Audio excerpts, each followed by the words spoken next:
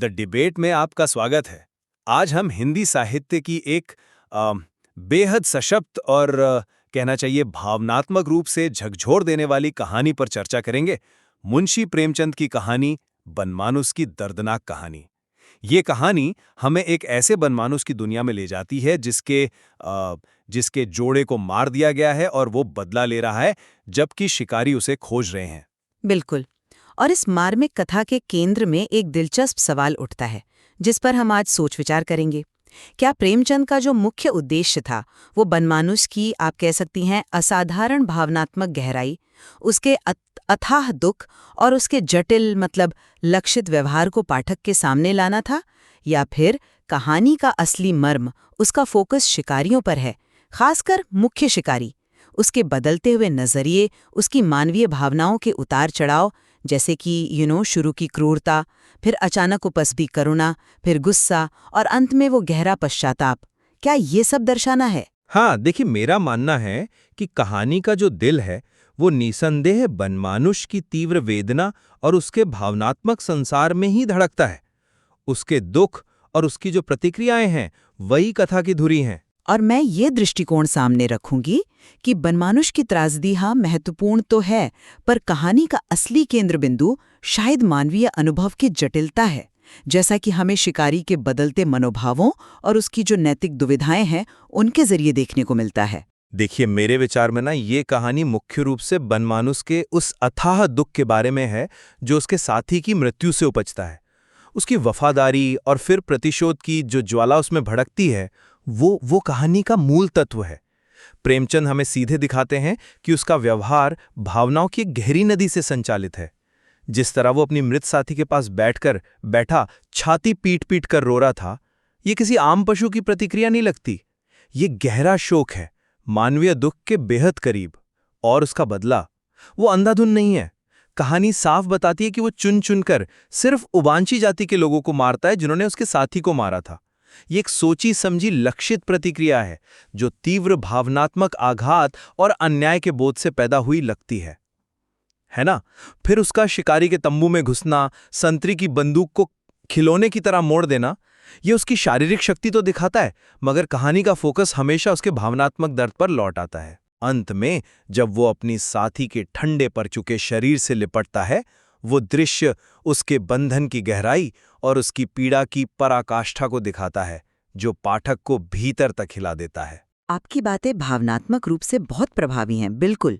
और बनमानुस का दुख निस्संदेह कहानी का एक शक्तिशाली तत्व है, इसमें कोई शक नहीं। लेकिन मैं ये तर्क देना चाहूंगी कि कहानी का वजन और उसका जो अंतिम प्रभाव है वो मानवीय पक्ष पर ज्यादा टिकता है, विशेषकर मुख्य शिकारी के चरित्र पर। कहानी उसके माध्यम से मानवीय स्वभाव के कई रंग दिखाती है। असल में शुरू में वो आता है शिकार के रोमांच के लिए, एक गुरूर के साथ, है ना, बनमानुस को शेर से भी ज्यादा खौफनाक समझकर उसे जीतने की इच्छा से। लेकिन फिर वो क्षण आता है जब वो बनमानुस को अपने साथी के लिए विलाप करते देखता है, छाती पीटते रोते हुए। उस वक्त शिकारी का दिल पिघल जाता है, बंदूक हाथ से छूट जाती है। ये मानवीय सहानुभूति का एक अचानक मगर गहरा क्षण है। फिर देखिए कैसे स्थितियां बदलती हैं। संतरी की मौत के बाद वही शिकारी क्रोध से अंधा हो गया है और प्रतिशोध की भावना, इस दुष्ट को किसी तरह न छोड़ूंगा, सहानुभूति पर हावी हो जाती है। ये भावनाओं का जो तीव्र उतार चढ़ाव है, ये मानवीय स्वभाव का हिस्सा है। और अंत में सबसे महत्वपूर्ण, गोली मारने के बाद शिकारी का वो तीव्र अपराध बोध, उसे ऐसा मालूम हुआ मैंने खून किया है, मैं खूनी हूं। ये पश्चाताप कहानी को मानवीय नैतिकता के धरातल पर ले आता है। हमारे कर्मों का बोझ, सही गलत का आंतरिक संघर्ष, ये वो बिंदु है जहां कहानी हमें छोड़ती है। इसीलिए मेरे विचार में कहानी बनमानुस की स्थिति को एक आईने की तरह इस्तेमाल करती है, जिसमें मनुष्य अपनी ही भावनाओं और नैतिक दुविधाओं का प्रतिबिंब देखता है। आपने शिकारी की भावनाओं के उतार चढ़ाव का अच्छा चित्रण किया, लेकिन क्या हम बनमानुस के बदले की प्रकृति को सिर्फ मानवीय प्रतिक्रिया का आईना कहकर सीमित कर सकते हैं? उसका सिर्फ उबांशी लोगों को निशाना बनाना ये महज संयोग नहीं हो सकता। ये एक विशिष्ट समूह के प्रति निर्देशित क्रोध है, जिन्होंने उसे सबसे गहरा घाव दिया। ये उसके दुख और अन्याय के बोध की तीव्रता को दर्शाता है, जो उसे इस हद तक ले गया है। क्या इसे केवल आदिम आक्रामकता या सहज वृत्ति कहना पर्याप्त होगा? मुझे लगता है ये उससे कहीं ज्यादा जटिल है। ये भावनात्मक तर्कणा का परिणाम लगता है। मैं समझती हूं कि आप उस लक्षित हिंसा में एक गहरा भावनात्मक कारण देख रहे हैं। हाँ, ये संभव भी है, लेकिन हमें ये भी नहीं भूलना चाहिए कि कहानी उसे बड़ा बलवान और अविश्वसनीय रूप से खतरनाक भी बताती है, जो बड़े बड़े जवानों को बात की बात में मार डालता है। क्या ये संभव नहीं कि उबांशी लोगों को निशाना बनाना एक तरह की खतरे की पहचान हो? मतलब उस समूह को निशाना बनाना जिससे उसे सीधा और सबसे बड़ा खतरा महसूस हुआ। इसे पूरी तरह से मानवीय अवधारणा वाले बदले के खांचे में फिट करना, क्या ये मानवीकरण की सीमा को लांघना नहीं होगा? प्रेमचंद हमें उसकी पीड़ा दिखाते हैं, हाँ, लेकिन उसकी भयानकता को भी छुपाते नहीं। ये द्वंद्व महत्वपूर्ण है। मानवीकरण की बात दिलचस्प है, लेकिन क्या प्रेमचंद खुद हमें ऐसा करने के लिए प्रेरित नहीं कर रहे? जब वो लिखते हैं, चेहरे से ऐसा मालूम हो रहा था मानो वह अपने जोड़े से कह रहा था, या उसका छाती पीट पीट कर रोना, ये विवरण जानवर और इंसान के बीच की रेखा को धुंधला करते हैं। ये हमें उसकी भावनाओं से जुड़ने पर मजबूर करते हैं। इसलिए उसका लक्षित हमला उसके असाधारण दुख की ही एक बाहरी अभिव्यक्ति लगता है, ना कि सिर्फ जंगली प्रवृत्ति। ये उसे एक पीड़ित के रूप में स्थापित करता है, जिसके कार्यों को उसके दुख के संदर्भ में ही समझा जाना चाहिए। यात्रा और जटिल हो जाती है और मेरे विचार में कहानी का केंद्र बन जाता है। जरा उसके भावनात्मक सफर को फिर से देखें। शिकार का अहंकार, फिर तंबू में बनमानुस को अचानक देखकर उपजा भय, फिर उसके विलाप पर करुणा दिल पे घल गया, फिर अपने साथी मतलब संतरी की मौत पर प्रतिशोध का तीव्र क्रोध से अंधा हो गया, और अंत में हत्या के बाद का वो गहरा अपराध बोध, मैं खूनी हूं। ये पूरा चाप, ये पूरा आर्क मानवीय अनुभव की जटिलता, उसकी अस्थिरता और विरोधाभासों को दर्शाता है। कहानी का अंत शिकारी के आंतरिक संघर्ष पर होता है ना? बनमानुस की मृत्यु के बाद भी शिकारी की चेतना में वो जीवित रहता है, एक बोझ बनकर। क्या ये नहीं दिखाता कि कहानी का मुख्य फोकस मानवीय विवेक और उसके द्वंद्वों पर है? मैं शिकारी के इस भावनात्मक सफर के महत्व को कम नहीं कर रहा हूं। ये निश्चित रूप से कहानी का एक अहम हिस्सा है, लेकिन मेरा तर्क ये है कि ये पूरा सफर बनमानुस की असाधारण पीड़ा का प्रतिबिंब है, उसकी प्रतिक्रिया है। शिकारी की करुणा क्यों जागी? क्योंकि उसने बनमानुस के अभूतपूर्व दुख को देखा। उसका क्रोध क्यों भड़का?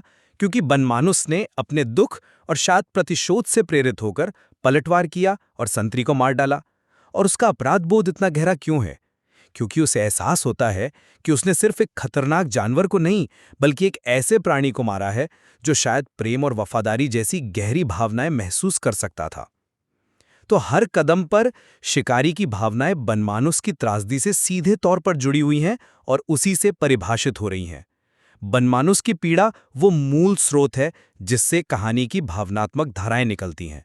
शिकारी की यात्रा महत्वपूर्ण है, पर वो इस स्रोत के बिना संभव ही नहीं होती। आप कह रही हैं कि शिकारी की भावनाएं केवल बनमानुष की पीड़ा को उभारने का एक साहित्यिक उपकरण है। ये एक मान्य व्याख्या है, लेकिन फिर हम बनमानुस के उस चित्रण का क्या करें जो उसे आदमी और बंदर के बीच में एक जानवर कहता है? ये अस्पष्टता, ये द्वंद्व, क्या ये सिर्फ बनमानुष की पीड़ा को मानवीय बनाने के लिए है, या ये मानवीय प्रतिक्रिया की जटिलता को भी रेखांकित करता है? जब हम किसी चीज को पूरी तरह समझ नहीं पाते, जब वो जानवर और इंसान के बीच कहीं ठहरता है, तो हमारी प्रतिक्रियाएं भय, जिज्ञासा, करुणा, हिंसा और भी तीव्र और अप्रत्याशित हो जाती हैं। शिकारी का व्यवहार इसी अस्पष्टता की उपज भी तो हो सकता है। बिल्कुल, ये अस्पष्टता ही तो उसे इतना सम्मोहक बनाती है। ये हमें सोचने पर मजबूर करती है कि भावनाएं, दुख, वफादारी क्या सिर्फ इंसानी जागीर हैं? प्रेमचंद का चित्रण रोना, छाती पीटना, मृत साथी से लिपटना, ये सब इशारे करते हैं कि भावनाएं प्रजाति की सीमाओं को लांघ सकती हैं। ये चित्रण बनमानुष को एक संवेदनशील प्राणी के रूप में स्थापित करता है। पाठक उसके दुख से सहानुभूति महसूस करता है। वो महज एक वनमानुष या जानवर नहीं रह जाता, बल्कि एक ट्रैजिक पात्र बन जाता है।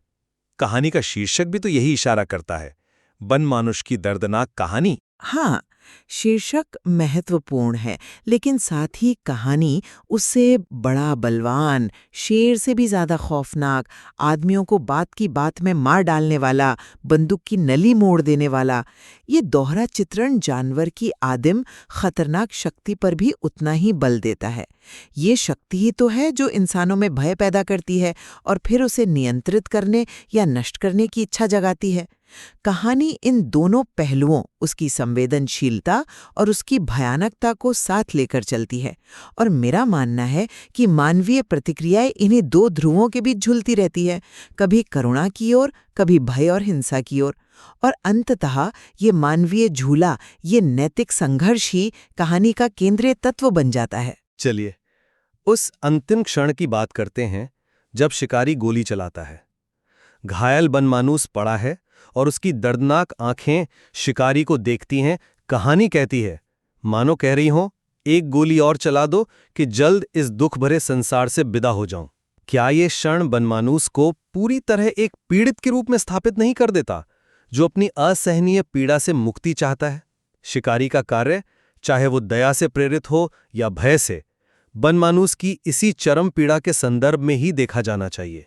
वे आंखें निसंदेह बहुत शक्तिशाली हैं और पाठक के मन पर गहरा असर छोड़ती हैं, लेकिन शिकारी का उन आंखों को देखने के बाद भी गोली चलाना, ये एक बेहद जटिल नैतिक निर्णय है। क्या ये सचमुच दया थी, या उस खतरे का अंत जिसने उसके संतरी को मारा था, या शायद दोनों का मिला जुला रूप? मेरे लिए यहाँ सबसे महत्वपूर्ण शिकारी का तत्काल और तीव्र अपराध बोध है। दिल कांप उठा, उसे ऐसा मालूम हुआ मैंने खून किया है, मैं खूनी हूं। ये शब्द बताते हैं कि कार्य चाहे किसी भी इरादे से किया गया हो, उसका बोझ मानवीय अंतरात्मा पर बहुत भारी है।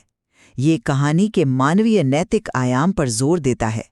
एक जीवन लेने का निर्णय, खासकर जब उसमें पीड़ा और शायद चेतना का अंश दिखाई दे, मनुष्य को भीतर से तोड़ देता है। ये शिकारी का आंतरिक नर्क है जो अंत में हमारे साथ रह जाता है। आप उस अपराध बोध को मानवीय नैतिकता के कोण से देख रही हैं, और ये सही भी है, लेकिन मैं इसे एक और परत देना चाहूंगा। शिकारी का अपराध बोध इतना गहरा क्यों है? शायद इसलिए क्योंकि उसे उस अंतिम क्षण में या उसके बाद बनमानुष की मानवीयता का, उसकी गहरी भावनात्मक क्षमता का चुटुनित एहसास होता है। उसे लगता है कि उसने सिर्फ एक खतरनाक जानवर को नहीं, बल्कि एक ऐसे प्राणी को मार दिया जो प्रेम, वफादारी और असहनीय दुख महसूस कर सकता था। इस नज़रिए से देखें तो शिकारी का अपराध बोध भी बनमानुष की त्रासदी की गहराई और उसकी भावनात्मक सच्चाई का ही प्रमाण बन जाता है। ये अपराध बोध बनमानुष के अनुभव को ही प्रमाणित और मजबूत करता है। ये दिलचस्प है कि हम दोनों एक ही बिंदु, शिकारी के अपराध बोध को अपने अपने तर्कों को मजबूत करने के लिए इस्तेमाल कर रहे हैं। शायद यही प्रेमचंद की कला है कि कहानी इतनी बहुस्तरीय है कि अलग अलग कोणों से देखने पर अलग अलग अर्थ उभरते हैं। ये शिकारी की कहानी भी है और बनमानुस की भी, और शायद दोनों के जटिल रिश्ते की भी।